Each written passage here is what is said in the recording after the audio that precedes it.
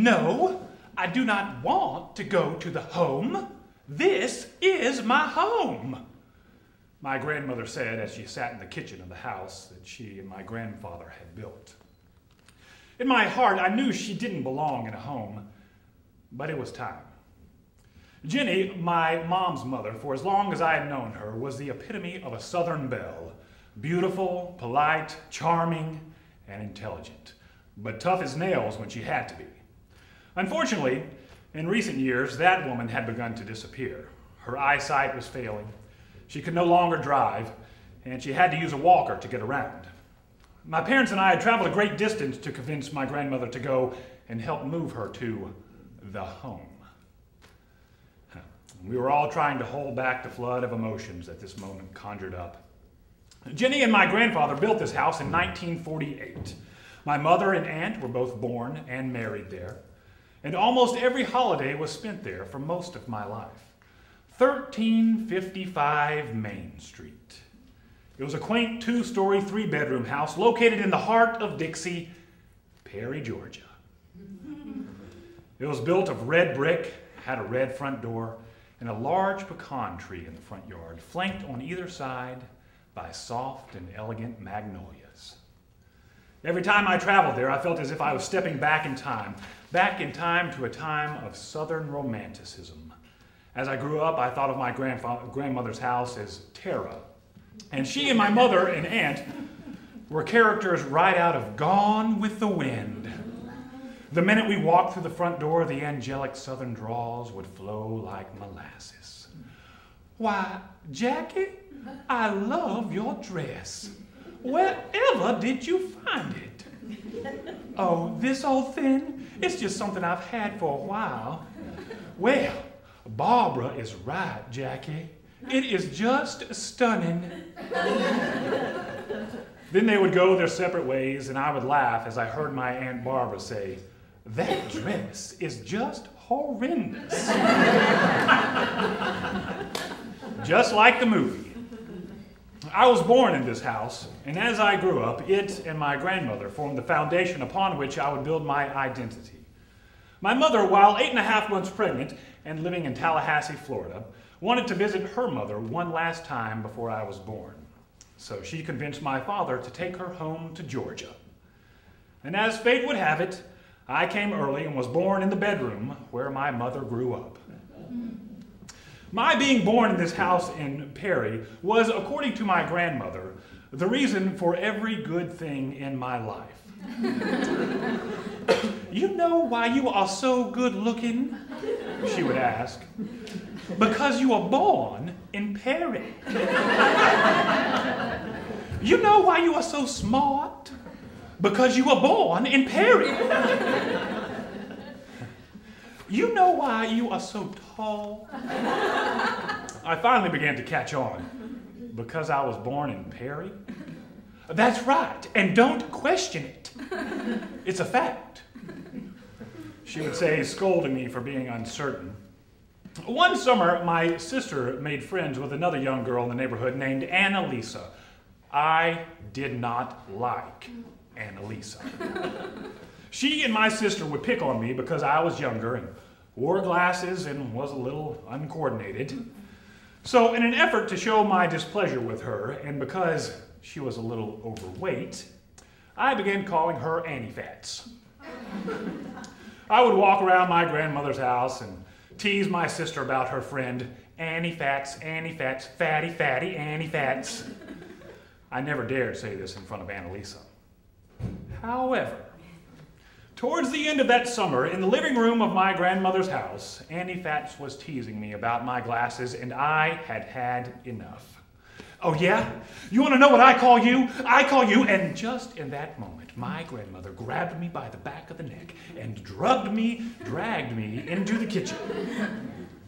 You do not say things like that. I don't care if you don't have anything nice to say, don't say anything. But no buts. You don't say things like that. A few years later, when I was 13, in glasses, braces, and with a face full of acne, my grandmother once again delivered a revelation that amazed me. I was standing in the kitchen of her house when she came in and said, "You know, you are a handsome man." What? You are a handsome man? No, I'm not. You are. You are tall, dark, and handsome. And that is what every woman wants. And you have a strong chin. That is a good sign. What are you talking about? I am talking about you. You are a handsome man. I still recite those words every time I get a pimple or have a bad hair day. You are a handsome man. I was thinking about all of this as I stood there trying to convince my grandmother to give up her home, our home, for the security and convenience of a nursing home. I had visited the nursing home, and while there may have been a security guard patrolling the grounds, and it was very convenient to dump unwanted family members there, it was not a home, and certainly did not compare to Tara. My father finally broke the awkward silence. "Why don't we all just think about it overnight? We can discuss it in the morning." "Oh, I think that's a wonderful idea. What do you think, Ginny?"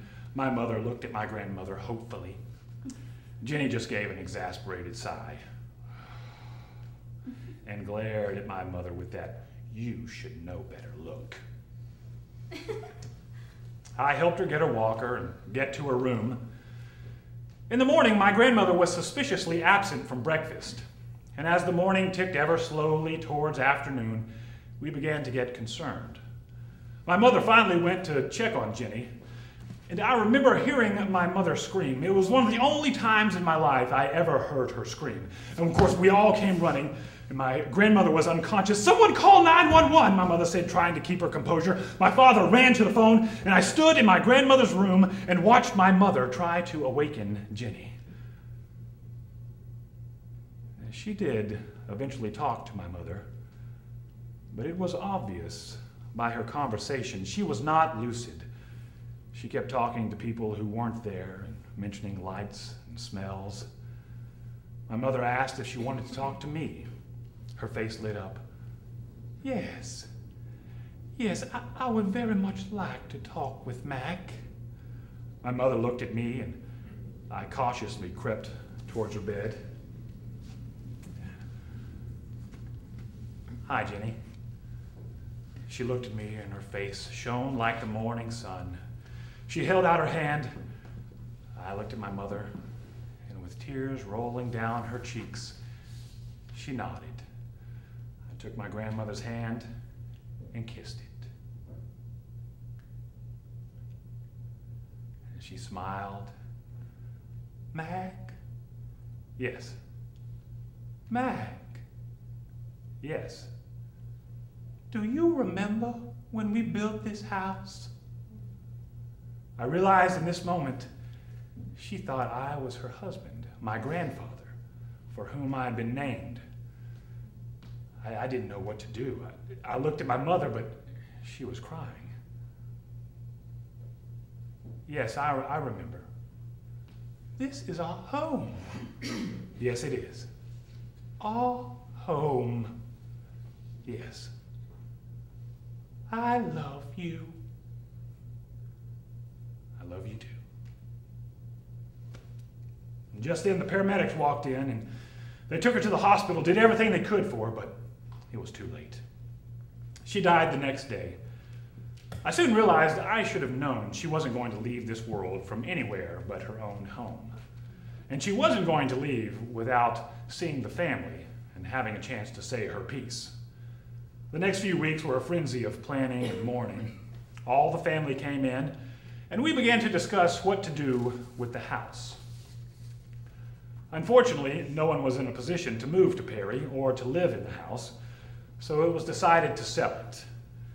I was tormented by the loss of the place that improved, inspired, and instructed me. But later, as I was packing Ginny's china, I realized that while the loss of the structure was devastating, it wasn't permanent. Anytime I hear the word home or someone mentions Ginny, it immediately conjures up a flood of emotions and memories. And I remember a quote she would often recite. "Home is where there's someone to love me,